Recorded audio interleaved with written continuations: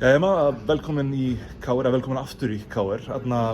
Hvernig tilfinning það svona að vera að skrifa undir við svona uppeldisfélagið? Bara ótrúlega góð. Ég ógeðslega spennt fyrir bara liðinu og þjálfarateyminu og bara mjög spennt.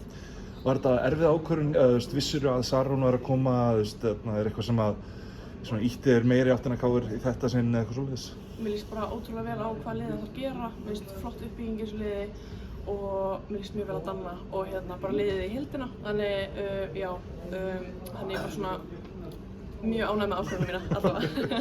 Þú hefur eftir að vera að fylgjast með KR bara svona sem myndi vel á seinasta ári og svona hvað sérðu þið fyrir þessu, svona hvernig sérðu fyrir þið KR á næsta tímabili? Ætlið að bara vinna alla leiki eða ætlið að einbeitt, ætlið þú vera svo sem tekur flest skot eða eitthvað svoleiðis?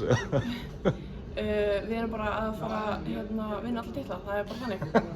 Það er markmiðið. Markmiðið vinna alla titla? Já. Það er bara geggjað. Svona þú náttúrulega, þú hefur farið bara úr mörgum liðum og þú náttúrulega hefur átt svona meiðslasögu, er það eitthvað í hausnum að núna, komandi alltaf til KR eða eitthvað svoleiðis?